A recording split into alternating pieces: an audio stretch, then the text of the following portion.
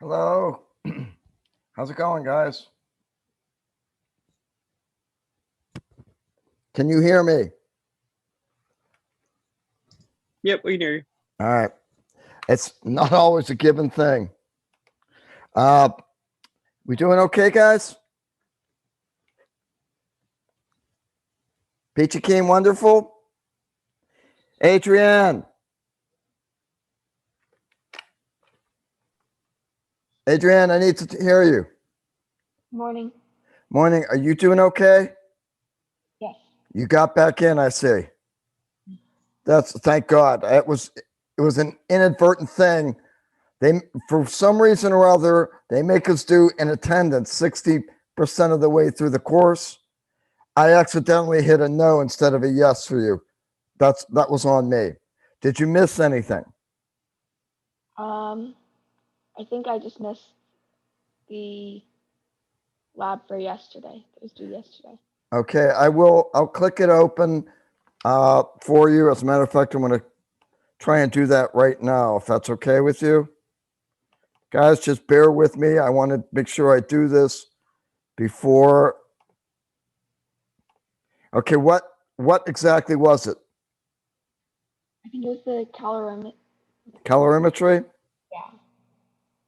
And we only had one lab last week, right? I think so. Okay.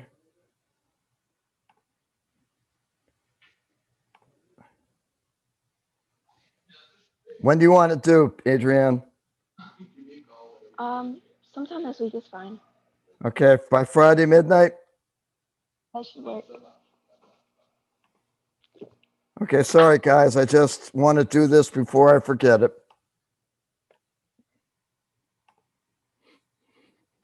And Adrienne, you were able to see the video, correct? I don't know if I was or not. I'm sorry? I don't know if I was or not. Okay, the video should be uploaded for Monday's lab, which was on spectroscopy. You're going to need to look at that, okay? Okay. So,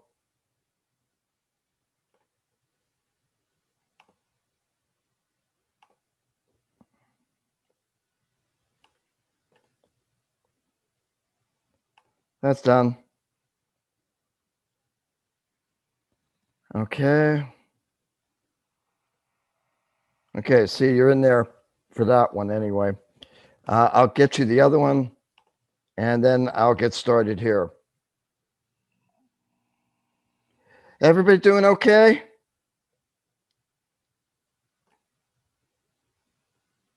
Everybody doing okay? I'm hearing nothing, guys. Is it at that time of the semester where everybody's dead? Few more weeks, guys. Interesting note. Anybody know where you were 30 years ago? I know exactly where I was. I was on the banks of the Sacramento River getting married. It is my 30th wedding anniversary today, ladies and gentlemen. And I don't even get a congratulations, nothing. Zippo. Congratulations. Happy anniversary. Thank you very much. And I can't even celebrate it because I'll be teaching tonight. Okay, Adrienne, you're in there for the post lab and the other one, okay? Thank you. No, that was on me. Entirely on me. Okay, guys. We're doing something today called thin layer chromatography. And the amazing thing is, you all have done this. Kyle, have you ever spilled coffee or a Coke? Kyle? Talk to me, Kyle.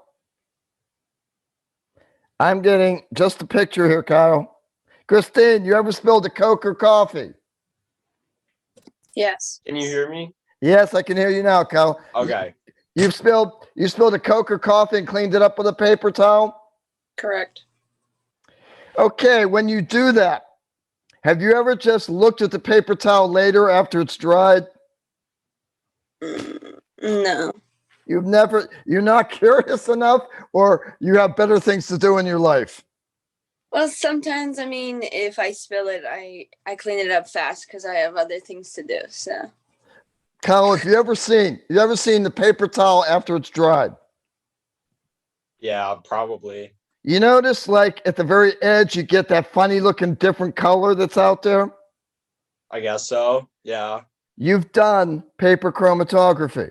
You just Sweet. don't know that you've done it. Yeah. All right.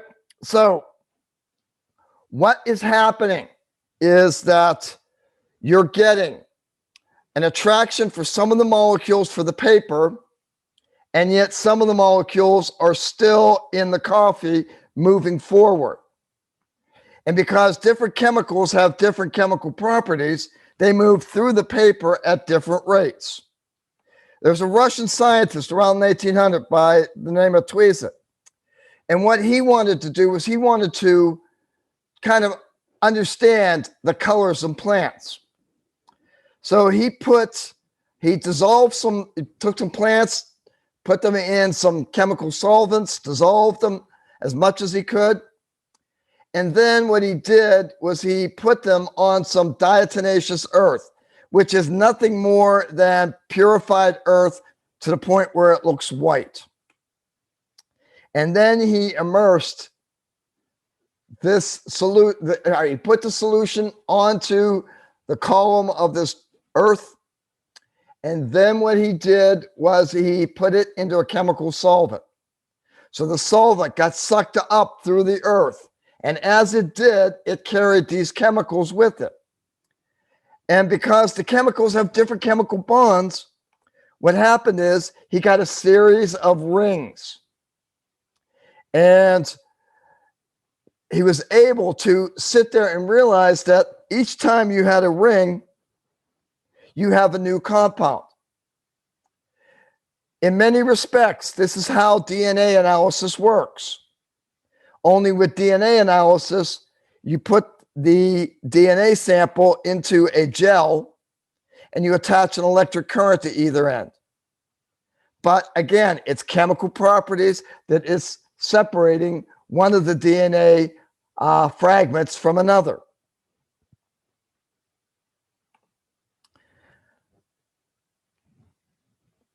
Because Tweezet's samples were colored, that's where the idea of chrome, the probably has a Roman root, a Latin root in there somewhere, but that's where the chrome comes in chromatography.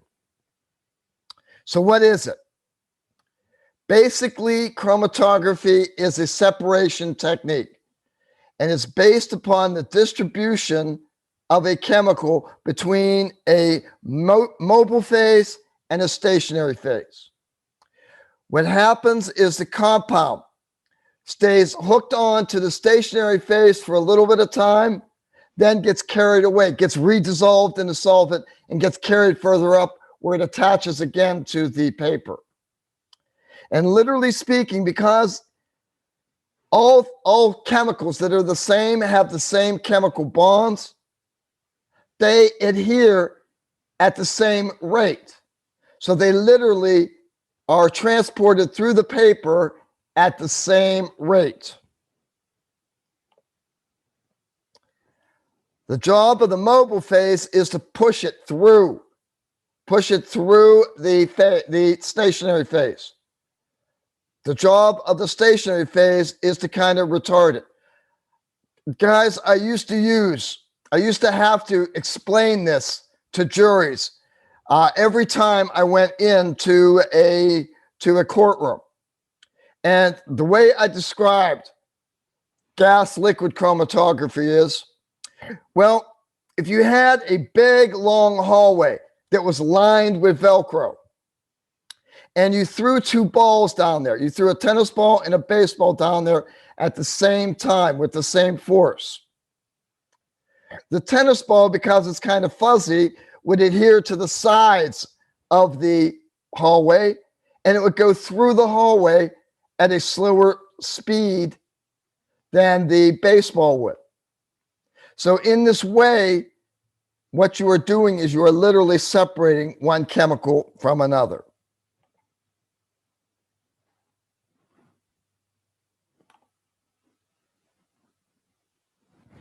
And basically, I've kind of explained the last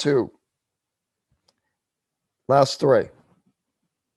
Now, there are different chromatographies, and they are defined by their mobile and their stationary phase. There is thin layer or paper chromatography, where the solid layer is the actual paper that's holding on to the chemicals. Mobile phase in that case is going to be a chemical solvent. Gas liquid chromatography is a chromatography in which there is a liquid which kind of dissolves the chemicals, and then the gas that passes over it kind of forces them through there. High pressure chromatography involves using a packing material. And generally speaking, you use high pressure liquid chromatography when you're trying to recover large quantities of the sample. Much like liquid or thin layer chromatography, it's using a solid as the stationary phase and the liquid as the mobile phase. It separates the things as they're going through the column, and you're able to collect them at the very end as pure compounds. We're dealing with paper chromatography today. The solid phase is the paper. The mobile phase is going to be the chemical solvent. So the first thing you have to do is you have to mark your piece of paper. And you're going to mark a line about 1.5 centimeters above the bottom of the paper. Then you're going to use either capillary tubes or a syringe to transfer things from their original liquid onto the paper chromatography. You're going to spot them right on the lines. And you're going to keep them 1 centimeter apart from one another so that they don't interfere with one another. So when you have all of your samples spotted on the line that's 1.5 centimeters from the bottom, you're going to put this piece of paper into a chamber that has some liquid at the very bottom. You're going to cover the top. Then you wait, and you wait, and you wait. Literally speaking, they tell you to wait 45 minutes. Generally speaking, it takes a lot longer than that because it takes a process for the liquid to defy gravity and get sucked up the paper. Then the only calculation you have to do from this, you take the piece of paper out, you draw a pencil line where the solvent has moved to,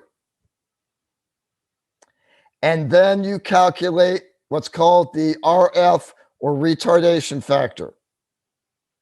The RF is the distance that your spot moved, the distance the chemical moved up the piece of paper divided by how much the solvent moved.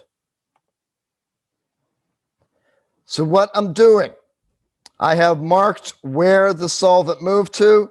I have where I started. So my distance from where I started to where the solvent is, I'm going to call A. And then I'm going to measure the middle of the spot down to the baseline. That's going to be B. My RF is simply B divided by A. Questions, ladies and gentlemen?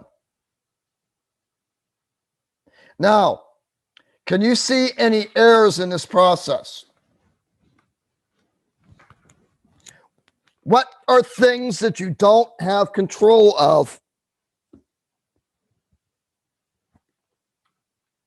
Come on. What don't you have control of in this experiment? The whole idea behind this RF thing, the whole idea behind it was, okay, we're going to create this table.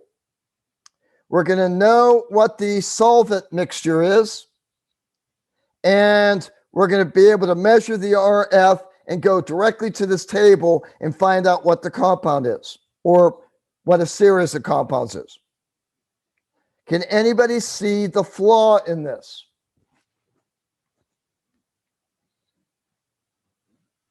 What's going to change the amount that your chemical is dissolved in your solvent? Is it 8 o'clock? Nobody's got their thinking caps on? What changes how much something gets dissolved in something? Would it be the How amount? much we put in? Well, the amount is not okay. Yeah, I will buy the amount. If your sample is super concentrated, can you saturate those points on the piece of paper? Do you understand that? You have your paper has a threshold limit. If you go above that threshold, then your sample is not going to see as many of those sites on the paper. So it's going to stay dissolved in the solvent, and it's going to go up higher than the RF. Good. What else can affect this? What affects solubility, guys? You want to get more sugar in the water. What do you do to the water? Heat it up.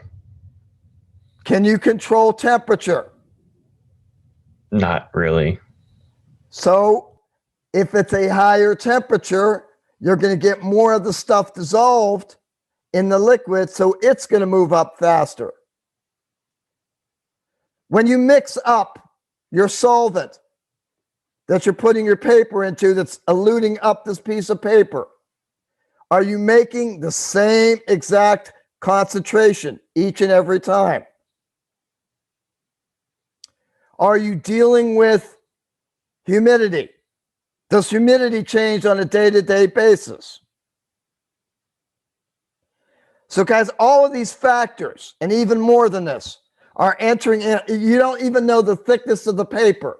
If your paper is thicker, it's going to affect the RF. So there are all these factors which enter into this. So when we are doing a paper chromatography experiment, we don't rely on the RF.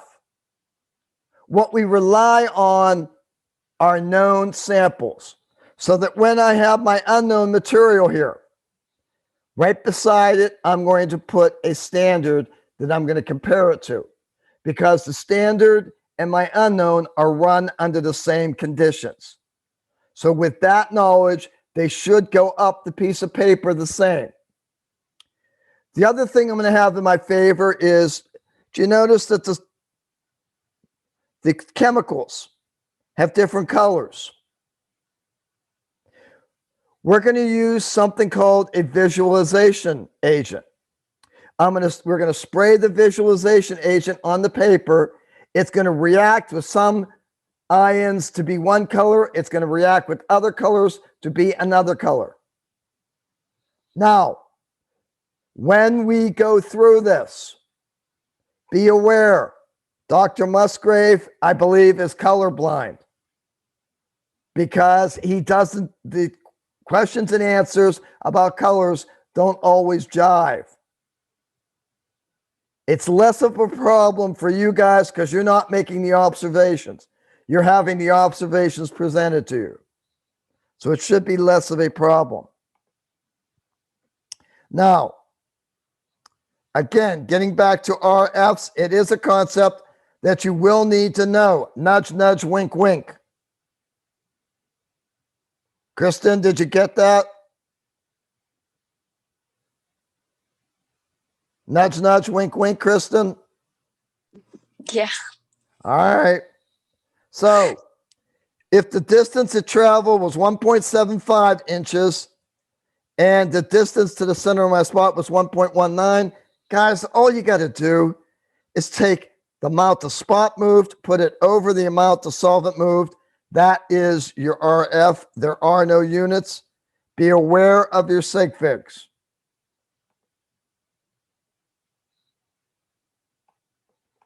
That's it. It's the entire lab.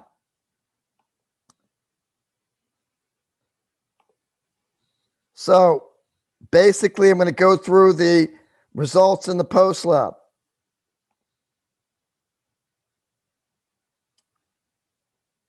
Let's see, where am I? Yes, good. I'm where I'm supposed to be. It's always comforting when you're where you're supposed to be. All right. Student data for labs.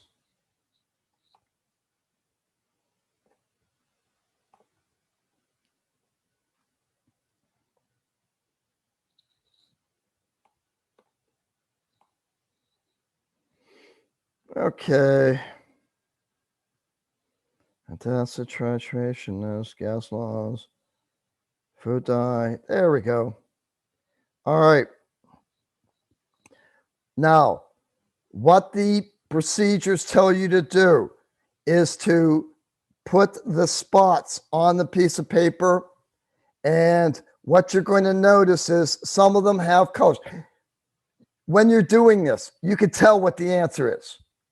The cobalt solution is kind of reddish, so the spot is going to be pinkish. Copper solutions are blue, so you know that your spot for copper is going to be blue. Iron, you may or may not be able to see it as a yellow. This again is before you stained it.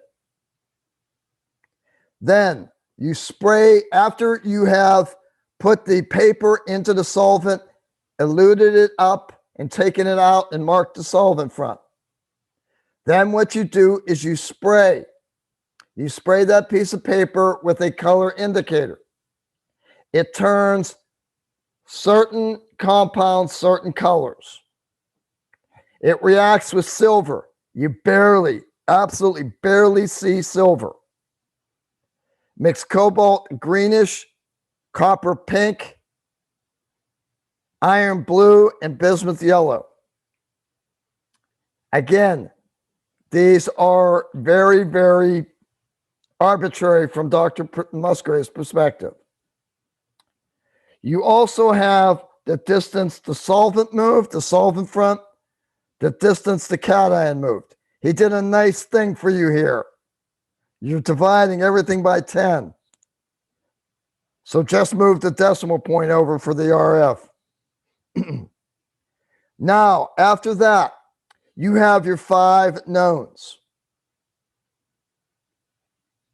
These are your 5 known materials. You know how much they moved up the spot. On this piece of paper, you've got your knowns and you've also spotted your unknown. Listen carefully now. Your unknown has more than one unknown within it. Your unknown has more than one ion within it. In this case, when you spotted the unknown, you would get 3 spots, one on top of the other. This is the RFs.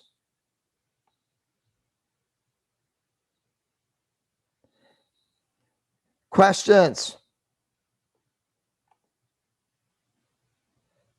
Guys, if it takes you a half an hour to do this report, I would be amazed.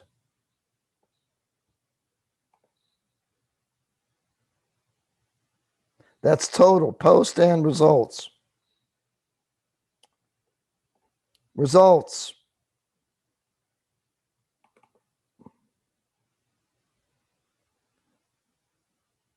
Hold on a second. Yeah, just remembered something.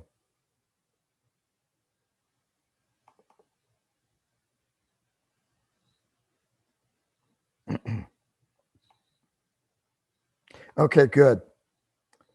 You can't see this one.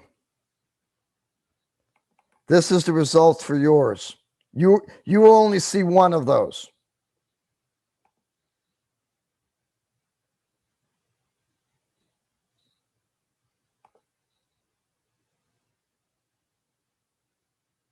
Okay, your results are going to be in that table. All right. Color of iron before staining. I'm trying to look through here. Again, if you note on the chart, I believe he says faint gray. At this point, you're going to have to put colorless because that's the closest that you have. So you're going to do all 5 of your unknowns before staining and after.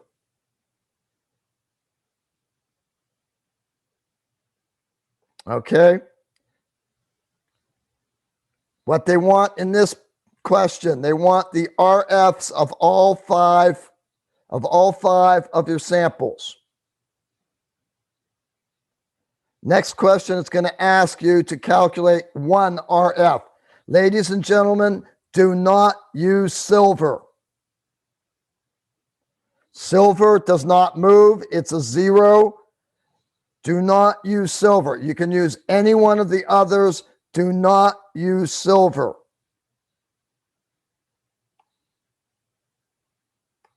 Okay? This slide will change. Okay? Basically, you have your 5 unknowns. You see what silver does. It doesn't move. You have your 5 unknowns here.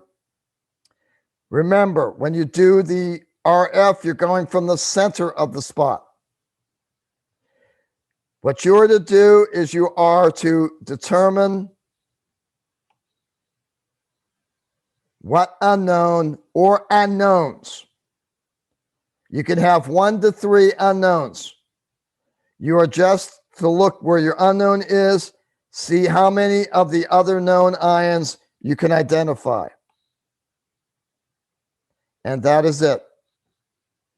Easy peasy.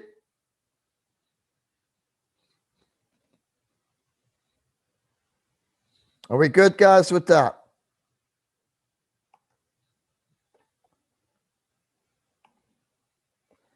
Exit preview. All right, course content.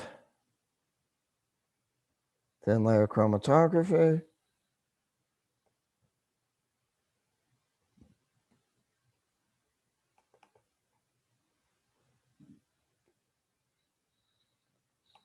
And preview.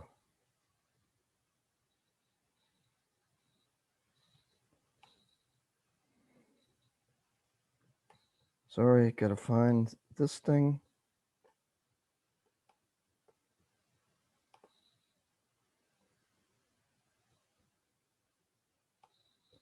Okay.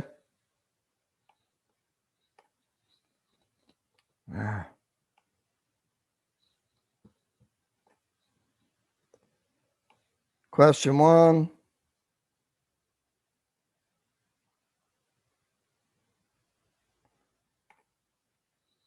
This also may change.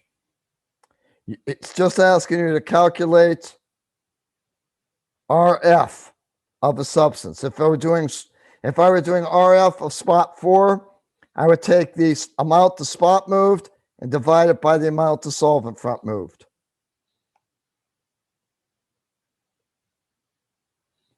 Gives you another one. Okay? Couple thinking questions here, ladies and gentlemen. If the solvent moves 3 centimeters in 10 minutes, why shouldn't you just stop there instead of waiting until the solvent goes further up the chart?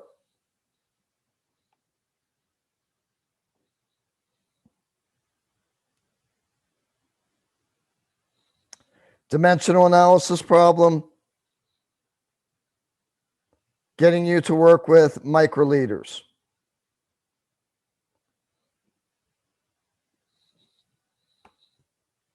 Any questions, ladies and gentlemen?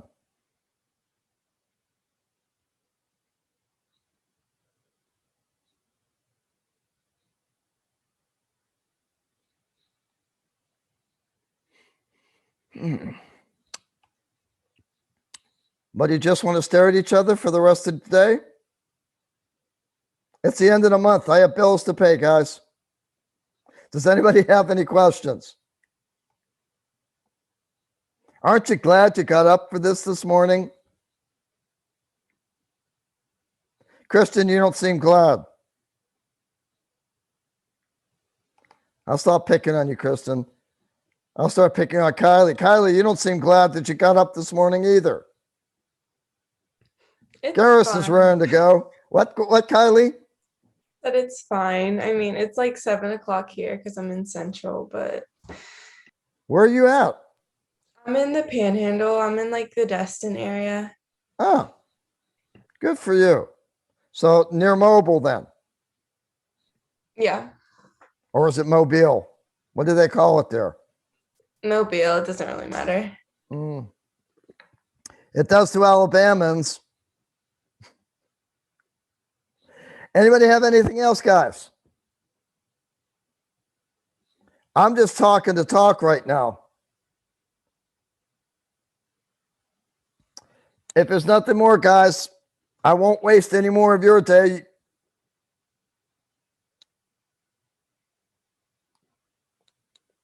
I got to stay here till you leave. Bye, Maria. Questions? Adrienne, questions? Not gone? Monica, you good? I have a question. Of course. It wouldn't be a lab, Garrus, if you didn't have a question. Okay, so when we're doing the chemical hazards, do you want us to include the ions like Ag plus, Don't CO2 bother. plus? Don't Okay. bother. So the only chemicals that Just should be use a included, solvent. Just put the chemical solvent, Garrus. and that's hydrochloric acid, ethanol, And- butanol. Yes. Okay. All right. I think that's it. Okay, fine. It's Have a a good simple day. lab. It is a simple lab. Really and truly, you saw everything that was involved there. You should be done with this definitely in less than an hour. All right. Thank you. Take care. Jeremiah, you got anything too. for me? For the lecture, so I noticed that I've been finding these particular compounds like dry air, nitrogen, and it was what was it called? It was like nitrogen occupy. Is there like a list of these anywhere? No.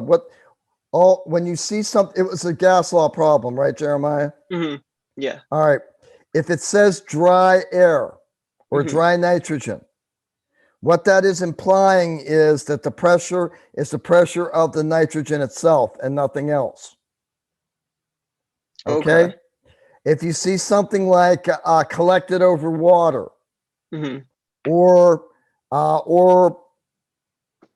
collected in humid conditions, what you have to do there is you have to realize that the pressure that is quoted includes water.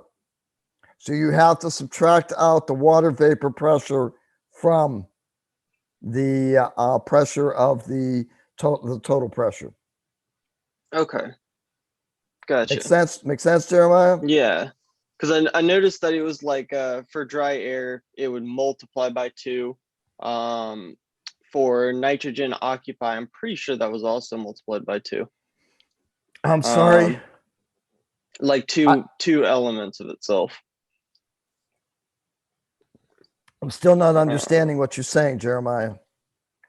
Yeah, I'm trying to pull it up real quick so I can read what that was. Number 7.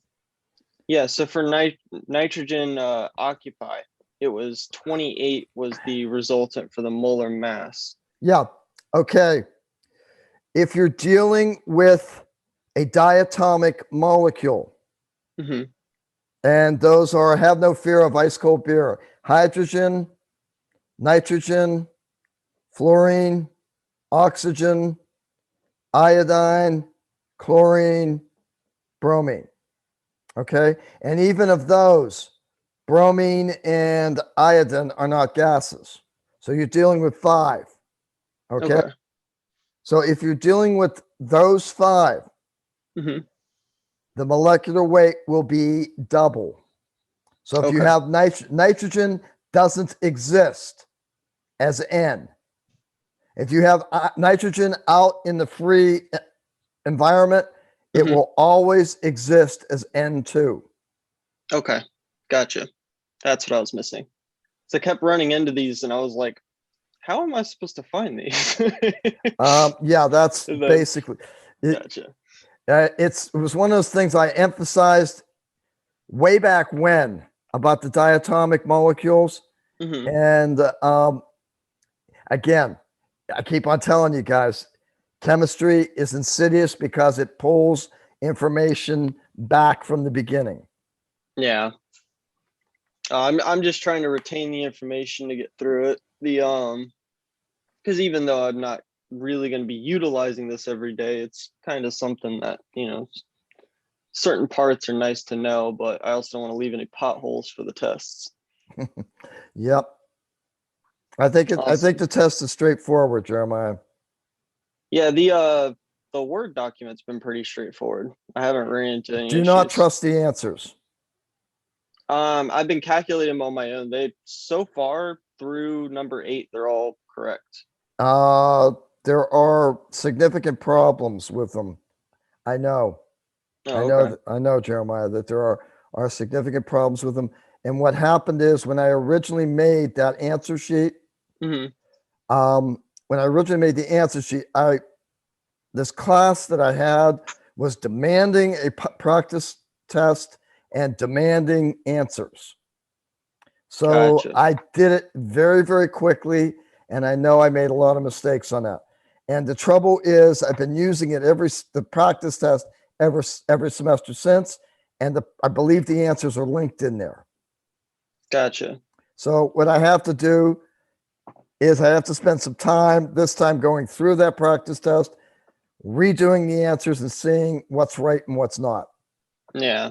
I've always been able to find what's it called? The correct way to get to the answer. At least the ones that are on the Word document. From the looks, it looks like with all of them, the only ones that really seem to have issues is if it's more about the molar ratio. When you're converting and finding the limiting reagent, I've noticed that the answers get significantly different depending on that The molar sig figs? ratio. Yeah, the sig figs. Yep. So it's like always like 0.1 off or something like that. As So- long as you're close, Jeremiah, I'm not going to penalize you as long as you're close to the correct answer. Yeah. I kind of figured as long as I'm getting within a 0.1 range, I think I'll be all right. I think you'll be fine. Awesome. I appreciate it. You No have a good problem. morning. I will see you later today then. Yep, sounds good. Bye. All right, bye.